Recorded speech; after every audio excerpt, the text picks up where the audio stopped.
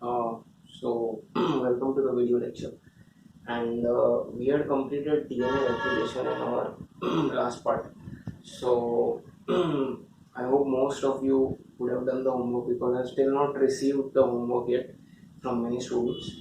So, please make sure that before you view this lecture, you submit the homework. If you have any doubts, please make sure that you clear them. Okay. Now, our today's part is will be continuing after replication, and we had studied the mode of replication. It was semi-conservative replication, right? So what is the meaning of semi-conservative? Semi-conservative means that when the daughter DNA is formed, the daughter DNA retains one of the strand, which is the parent strand, and the other strand is the new strand. So 50% is retained, 50% is the parent strand, so it is also called as semi-conservative.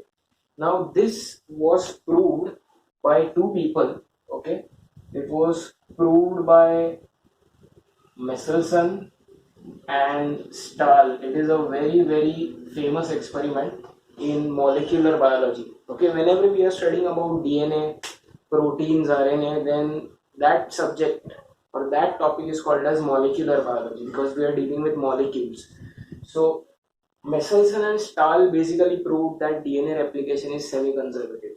Okay, they were the first ones to show that the daughter DNA has half of the parent strand and half is new. Okay, how did they prove that? By using two isotopes of nitrogen. Okay, one of them was the heavy isotope N15 and the other your regular light isotope N14, which you know.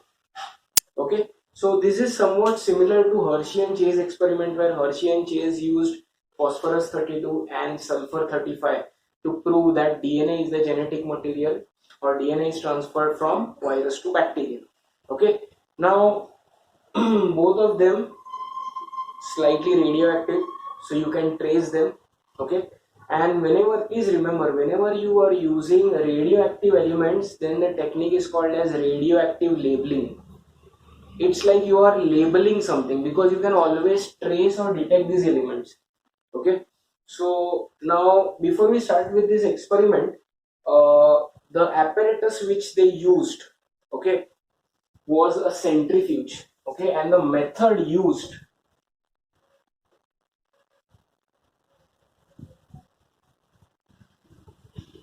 was called as equilibrium density gradient centrifugation. This was the name of the method. Okay, so when you read this, it sounds pretty hi-fi. Equilibrium density gradient centrifugation. What is the meaning of this? Now they have not explained the meaning of this uh, method.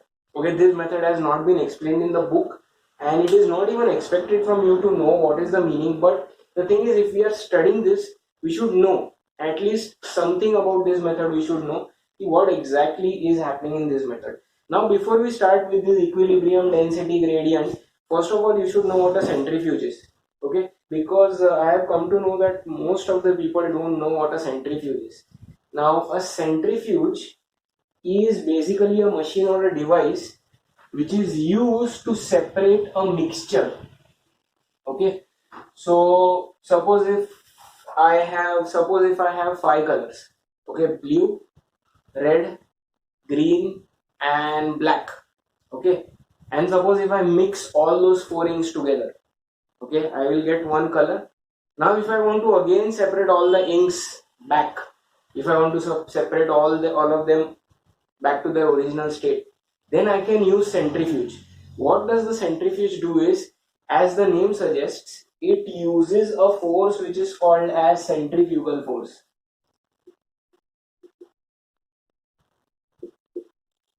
Everybody knows what a centrifugal force is. Okay, centrifugal force is the force which acts away from the center towards the circumference along the radius. This is called as centrifugal force. I hope most of you know, you must have studied banking of roads. Okay, so roads are banked at a slight slope so that the cars don't overturn. Anyway, so what the centrifuge does is it uses this centrifugal force to separate a mixture. Okay, you can also separate the different components of blood using a centrifuge. For example, if you put blood in a centrifuge tube and you centrifuge it, then all the components will be separated, and the separation is basically dependent upon the weight.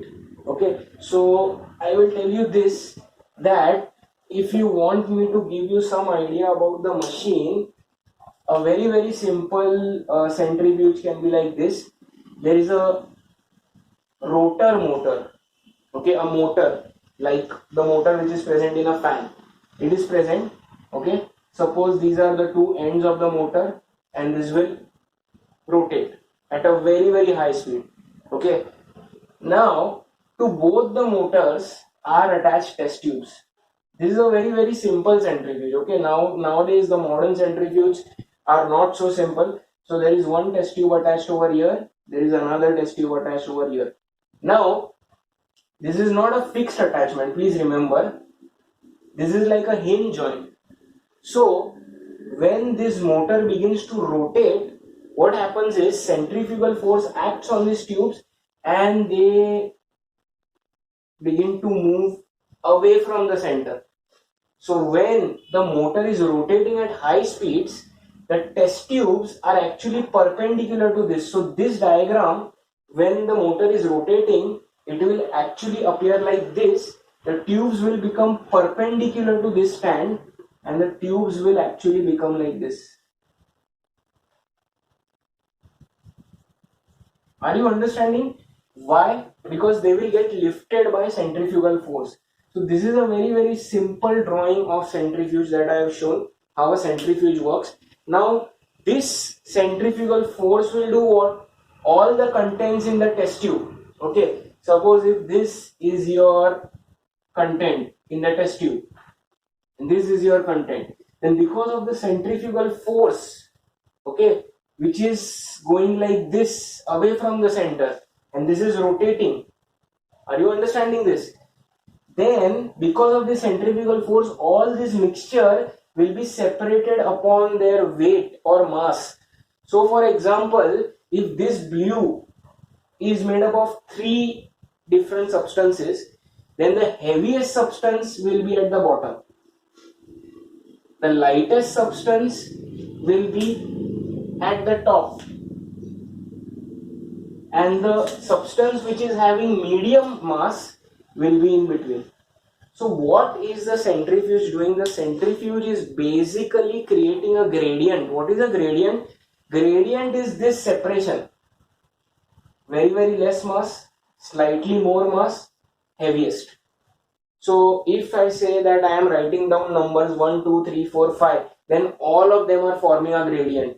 So gradient is anything which is arranged in ascending or descending order. It is slightly increasing or slightly decreasing. So this is called as a gradient. Another example of gradient can be when you were in school, you must have definitely drawn a color chart. Okay, white, light blue, slightly dark blue, medium dark blue, very dark blue. So that chart is called as a gradient. Slight difference in every new color that you add. Okay, so a gradient is created, or specific different colors are separated based on their mass. Now this example I have given of colors, you can use anything else. Suppose if you are using 2 liquids which are miscible matlab they are properly mixed with each other, then you can separate those two using a centrifuge. So are you clear? A centrifuge is basically used for separating substances based on their mass, and you can actually adjust the speed of the motor. Okay, the rotations per minute, RPM, can be adjusted. And for example, if you want to separate blood, then if you want to separate the components of blood, then a value of around 1500 RPM is used. So that means the motor is rotating 1500 times per minute. You get me? So the speeds can go very high. There are different kinds of centrifuge.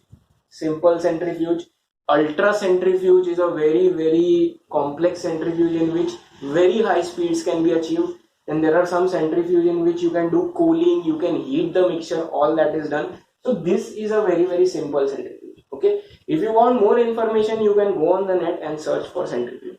So anyway, coming back to our topic, Michelson and Stahl experiment. They used this centrifuge, and the method that they used was called as equilibrium density gradient. Now equilibrium, what does that mean? If I say that a particular substance is in equilibrium with its surroundings, that means it is in sync, it is stable with the surroundings. Do you get me? That is the meaning of equilibrium. What is the meaning of density? Density, everybody knows, density is mass upon volume. Okay, so when you are using a centrifuge to separate substances based on their density, then the method is called as equilibrium density gradient centrifugation. Equilibrium, because I will give you an example. Suppose these three colors have been separated. Okay, I have centrifuged the mixture. The original mixture was black in color. I centrifuged it. All the three colors separated based upon their mass. Now suppose if I add some particulate substance to this. Again I centrifuge. And suppose that particulate substance I am showing by black color. Suppose that particulate substance is present suspended in this gradient. What does that mean? That means that the density of this particulate substance is same as the density of this red color. So that means that this red color and this black suspended particle are in equilibrium. Are you getting my point? So basically in equilibrium density gradient, you are comparing the densities of two different particles. Here I am comparing the density of this black particle with this red separated color. Are you getting? Okay. Equilibrium density gradient. Gradient is this separation. Density, you know. Equilibrium, both the densities are at equilibrium right now. Is this clear? Okay.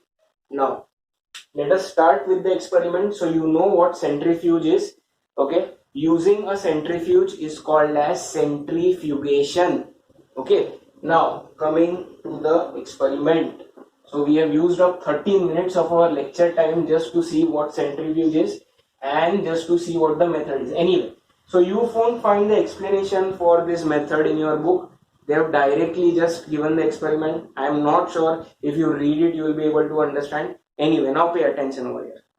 Now, what did Michelson and Stahl do? Okay. Now, everybody knows how DNA replicates, right? Everybody is clear. Okay. So, if suppose if I have this as the original DNA, at the end of replication, it will form two copies. Then, if I further replicate, this will again form two copies. This will again form two copies.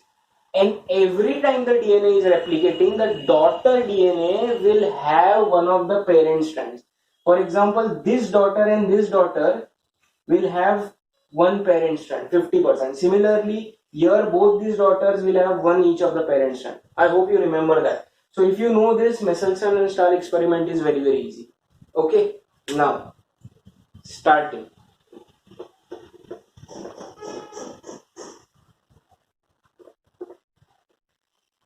So now the first step in the Michelson and Stahl experiment is what they did was they took E. coli. Okay, E. coli is the bacteria. They wanted to carry out the experiment on DNA of E. coli, which is a prokaryote. Okay.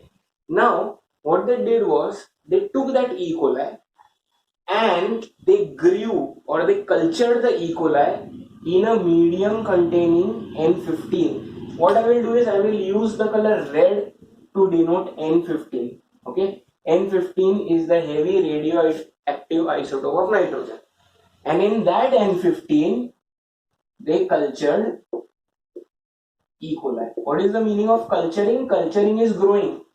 Dividing or growing bacterial cells is also called as culturing. So what is N15? So basically they take a nutrition medium, anything which the bacteria can eat and they can multiply, but in that medium they are adding N15. Okay, correct? Now what will happen, as obviously as the cells divide, as the bacteria divide, during the cell cycle, you know, there is S phase, and in S phase what will happen, DNA will replicate. Now as the DNA replicates, what will happen, the DNA will obviously pick up this nitrogen. Why does DNA need nitrogen? Because DNA has got nucleotide. Nucleotide has got nitrogen base, and nitrogen base, the name only suggests that it has got nitrogen. So if the medium जहां पे आप grow कर रहे हो, अगर वही medium के अंदर नाइट्रोजन है, तो वही नाइट्रोजन यूज करेगा ना bacterium. So that bacterium is using this N15 wala nitrogen. Okay. Now what will happen to the bacterium which are growing and dividing? Finally, all the DNA in this E. coli will be of this type. Both the strands are having N15, correct? Because they have been grown in N15 medium. Suppose if this is the plate, this is the Petri plate, and in this Petri plate, you have put N15 medium. Growth medium is a medium which is used as a food to grow the bacteria. And in this you are growing the E. coli. Suppose these black dots are the E. coli. Then this E. coli will obviously take up the nitrogen from here. So when the DNA is replicated, obviously that DNA will also have that nitrogen. So I am showing both the strands as red. Now, what did they do next was, they took some separate E. coli and they grew that E. coli in a separate medium which was N14 medium. So first they took some amount of E. coli, grew it in N15. Then they took separate E. coli, not the same thing, and they grew it in N14. Okay, so again I am writing N14 cultured E. coli. What will happen? Same thing will happen. All the E. coli which have been cultured in N14, they will show the DNA, both the strands having N14. Is this clear? Okay, this is clear up till here. Now forget about this green. Okay, forget about this.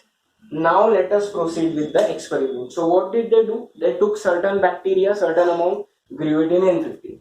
Then they took N14 ke andar, grew the bacteria. So this is what they are getting. Okay. Now, what was the centrifugation method? It was equilibrium, density, gradient, centrifugation. Now, when you want to separate DNA based on the density, you have to use a chemical which is called as cesium chloride, and that is CsCl2. Okay, so cesium chloride is the chemical which is used to separate DNA in a centrifuge. Now just see. Okay, I had given you that example of colors which are separated, right? So when you add cesium chloride in a centrifuge tube, okay, and you centrifuge that cesium chloride, okay, you are not adding anything. You are just taking a solution of this cesium chloride and you are adding it in a centrifuge tube, okay, and you are just, so when you are basically separating DNA based on their density gradient, you are using this liquid called as cesium chloride. Okay, so suppose if I add cesium chloride to the centrifuge tube and I centrifuge it, now what happens is this cesium chloride also forms many layers. Okay, so it will form layers based on the density. Suppose cesium chloride is forming 3 layers. This is the test tube, okay, and this is the original test tube, sorry, centrifuge tube, which is having the cesium chloride. And after centrifugation, if you see, what will happen is this cesium chloride will form 3 layers. Okay, suppose this is the first layer. This layer is having the lowest density. Then comes this layer which is having medium density, and then comes this layer which is having heaviest density. I am just denoting different symbols so that you can make out. Lightest layer, medium density layer, heaviest density or highest density layer. So this liquid also separates based on the density. Now what happens is when you add DNA to this mixture, that DNA will be in equilibrium either in this layer or in this layer or in this layer, depending on that, and because of that you can compare two DNA. Suppose if I had two different types of DNA over here, if I had one DNA and if I had some other DNA of two different species, and suppose if one of the DNA is staying over here and the other DNA is staying over here, what does that mean? That means I can conclude that this is having a lesser density, this is having a heavier density. Are you getting me? Okay, so basically you can separate a mixture of DNA, you can compare the density of DNA with a standard. Cesium chloride over here is acting like a standard. Okay, now they have given in book that the solution used is 6 molar CaCl2. I hope you know what is molarity. Okay, molarity, normality, all that stuff you should know. So the concentration of cesium chloride used is 6 molar. Okay, now all this is not explained in the book, that is why I have to explain all this. They have just used that in 6 molar CaCl2 they are doing the centrifugation. Now what steps had we studied? First we saw that they grew the bacteria in N15. Okay, now after growing the bacteria in N15, what they did was they took out the DNA from the E. coli, correct? N15 I had used a red pen, please remember this. The DNA, bacterial DNA will be like this, and N14 में grow किया हुआ जो है, that will appear like this. So what they did was, after they cultured the bacteria in N15, they removed the DNA from this bacteria, and this DNA they added to cesium chloride, and that was centrifuged. So N15 wala DNA centrifuged. What did they find? So what happened was, after centrifugation, in your book they have shown the diagrams like this. The tubes are kept horizontal because they are trying to show centrifugation. So what happened? Now tell me, this is the heaviest isotope of nitrogen that we are using in this experiment. So if your DNA has got N15, obviously that DNA will be the heaviest. Okay, so what they found was that after centrifugation, this DNA formed a layer somewhere over here near the bottom of the tube. Okay, this is the centrifuge tube. In this tube they had added cesium chloride. Okay, cesium chloride will also be divided based on the densities: light density, medium density, heavy density. This N15 DNA, which I am showing as this red band, it got separated towards the lower end of the centrifuge tube. That means that it was heavy. Okay. Then similarly what they did, they took out the DNA from the bacteria grown in N14 medium. So they took out this. Then they put that DNA, again they mixed it with 6 molar cesium chloride. They centrifuged the tube. Okay, now the time duration is not given, but it is for several hours. In your book they have given 20 minutes. Okay, anyway, so this was centrifuged. Now when they centrifuged this, they found out that the density of the DNA grown in N14, or the DNA which was having nitrogen 14 in it, that DNA had a very low density. So when they checked out the centrifuge tube, then they found out that the N14 DNA had formed a band towards the top of the test tube. I hope you are understanding why I have drawn this horizontal test tube, because it is undergoing centrifugation.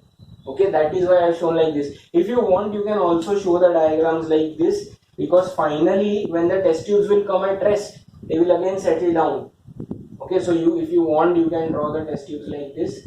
Okay, if you want a comparative diagram, then your N15 DNA will be over here and your N14 will be over here. Is this clear? Now why were they using radioactive nitrogen? So that they can find these bands. Now you will say कि ये band जैसे color के दिख रहे थे. No. This I am only using for representation. So when you want to see the bands, they use a method. Okay, there are many methods like autoradiography. In that method, you can basically see the glowing bands of the materials conducting these radioactive elements. Okay, all the bands appear whitish, the rest of the material appears black in color. How the X-ray appears? In a similar way it can appear. If you want, I can show you the actual photos of how these tubes appear, how the bands appear. Okay, they are not like this red and green, they are not colorful. This I am just trying to show you. So now they found out that 15 wala band is towards the bottom, 14 wala band is towards the top. Obviously density is heavier, lighter, that so you also know. Based on these numbers, it is common sense. Now look at the experiment. Now step 3 of the experiment. Now forget about this N14. Okay, forget about this N14. Now what they do is, the bacteria which they have grown in N15 medium, that bacteria they remove from N15 medium and they put it in N14 medium. Pay attention to what I am saying. This N15 medium had bacteria which they had cultured, and those bacteria had DNA which was labeled on both strands by this N15. Now from this N15 medium, they take the bacteria and put it in N14 medium. So see, look at the representation over here. This is the original DNA where it is in N15 medium. What is a medium? A growth medium is basically a mixture of substances which are used so that the bacteria can grow on them. The bacteria will eat or feed on substances present in this medium. They will divide. Okay, you know how they will divide. The same thing, cell division you have learned. So this medium, from here now they transfer the E. coli into N14. Now please pay attention. When they transfer the bacteria from N15 into N14, again the bacteria will divide. During division there is interphase, there is S phase, and DNA will replicate. Now tell me one thing, how will this DNA replicate? Now if I draw an arrow over here, this DNA, parent DNA, will replicate in this manner. This is one, this is the parent strand, this is the parent strand, 50% semi-conservative. What about the new strand in the daughter DNA? The daughter DNA will have a new strand, but the new strand will take up nitrogen from the N14 medium. Why? Because you have grown this in N14 medium now. The new DNA which has been daughter DNA which has been replicated, that is in the N14 medium. So nitrogen kahan se aayega? N14 se aayega. And because of that, the new strand will be green in color. Are you getting my point? Please don't ask me why this is not green, because this is the parent strand. The parent strand is not going to absorb nitrogen. It has already been formed over here. Why will it absorb nitrogen? This new strand, remember that leading, lagging, all that. So when this new strand is formed, that will take up nitrogen. But now the medium is N14, which we are showing as green. So यहाँ पे I am showing green. Are you clear? And this is called as the first generation. These are called as, this is the parental DNA. This is called as first generation. Now what they do? Now this bacteria which was earlier in N15 shifted to N14, they take this DNA. They can't see these colors. They don't know that this is semi-conservative. You can see from this diagram this is semi-conservative. So they take this DNA, again add it in 6 molar cesium fluoride, centrifuge, and they see a band. Now look at the band over here. Okay, the earlier bands, if you remember, the first band, N15 band, I will show you 3 test tubes. Okay, the N15 band was the heaviest towards the bottom. The N14 band was the lightest towards the top. And now if you see this, the daughter DNA is a hybrid DNA. Hybrid means it is a mixture.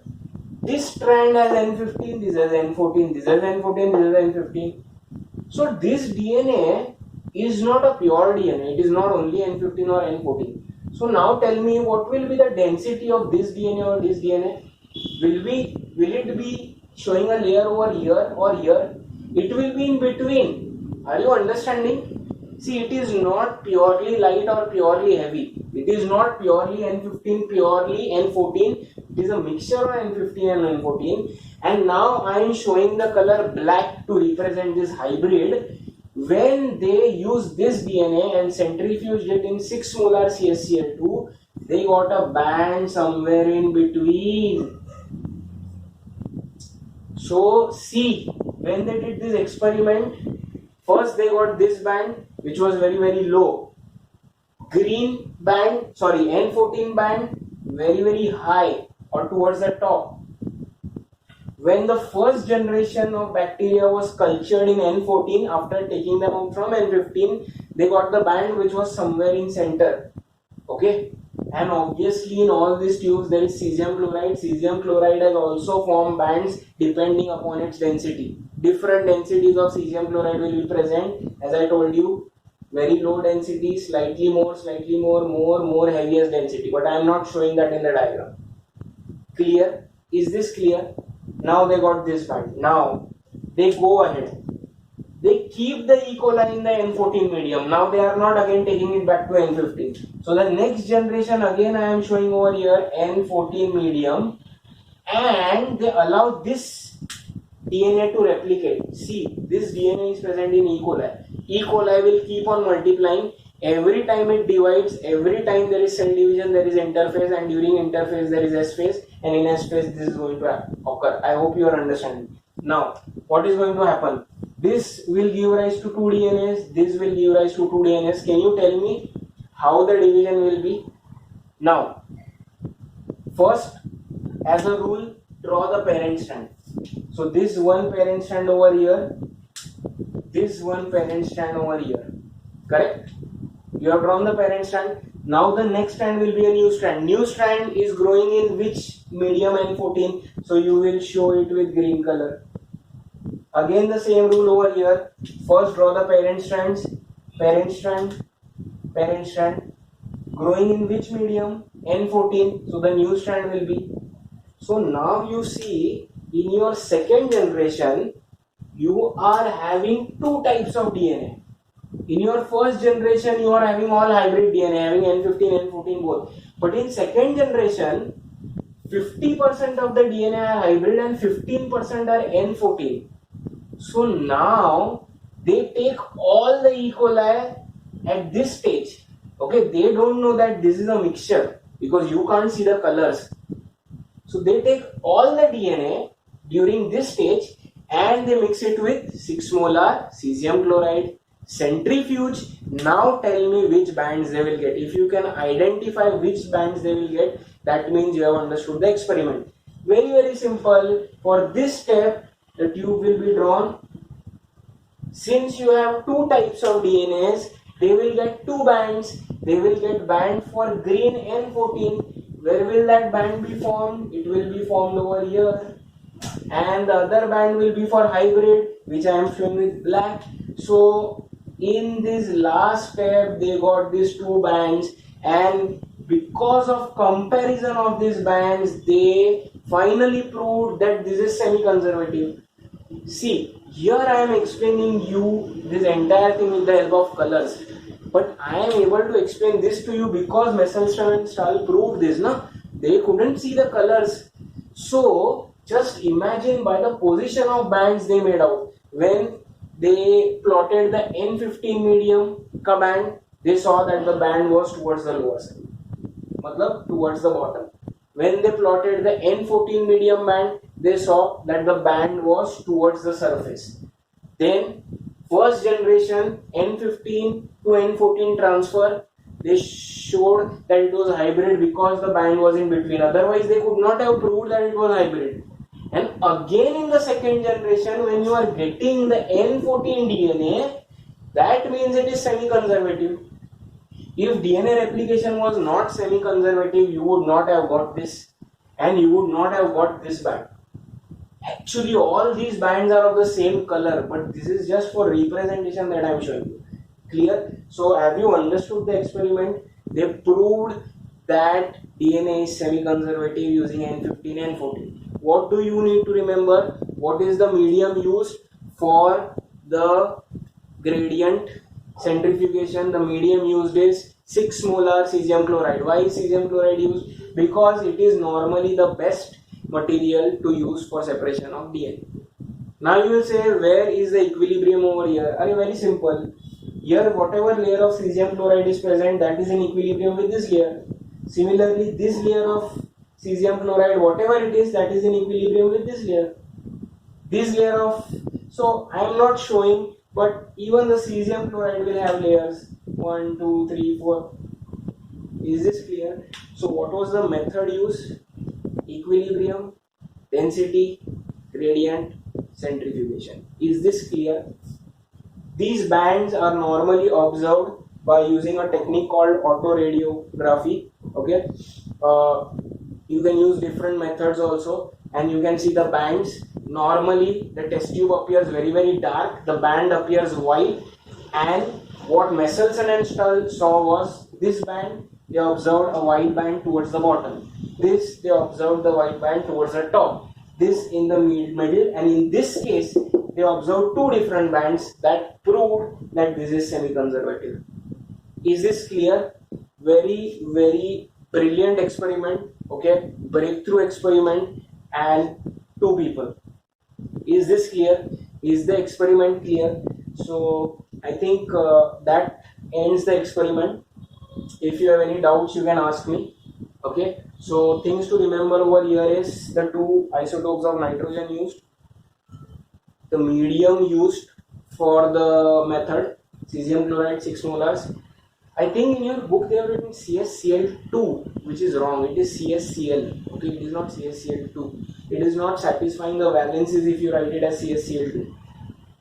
Okay, and the step simple. So N14, one bacteria is grown, one batch of bacteria is grown only in N14. Huh? Why? Because if you don't grow this in N14, then you can't compare these two. So one only in N15, take the band, take the photo, note the result. One only in N14 medium, take the photo of the band. Then that original N15 bacteria, transfer it to N14.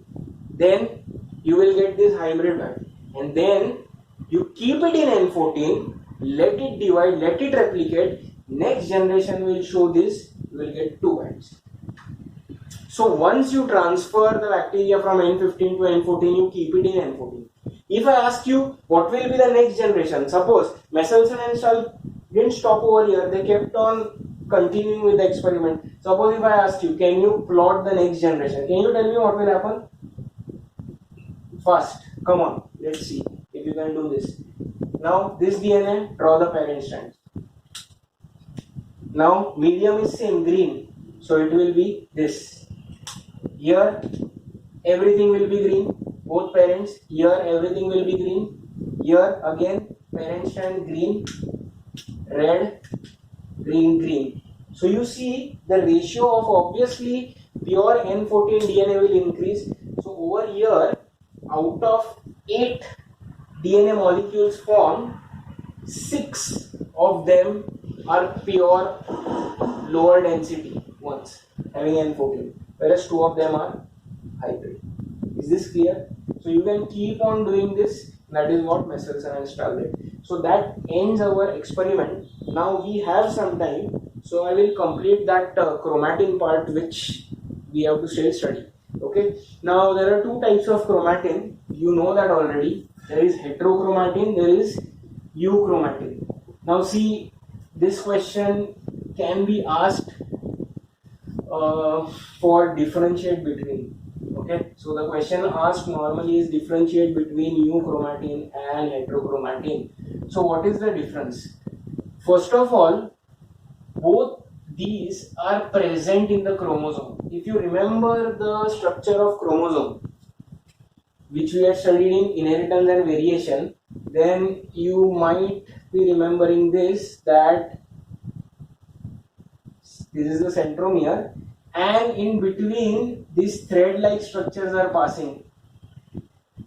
If you don't remember, please watch that video lecture again. And this is called as chromonemata or chromonema. Chromonemata is what? Chromonemata is the area of the chromosome which is slightly less condensed. So basically this is entirely a chromosome, but this chromonemata is your chromatin, because something which is less condensed than a chromosome is a chromatin. Now, first of all, what is heterochromatin? Heterochromatin is the chromatin present in the chromosome which is highly dense. Okay, so if I want to draw heterochromatin, suppose, then the heterochromatin will be very tightly packed. Suppose this is heterochromatin. If I want to show you euchromatin, then euchromatin will be loosely packed. You can see this. It is not densely packed. Heterochromatin is very densely packed, and where is it found? Heterochromatin is normally found near the centromere and near the telomere. Now what is a telomere? Telomeres are the ends of the chromosome. These ends are called telomeres. So where will heterochromatin be found? Heterochromatin will be found near the ends of the chromosome and near the center of the chromosome. Whereas all the other areas will show euchromatin. Now, since heterochromatin is very tightly packed, the amount of DNA present in heterochromatin is more compared to amount of DNA present in euchromatin, because this is occupying more volume in a smaller area.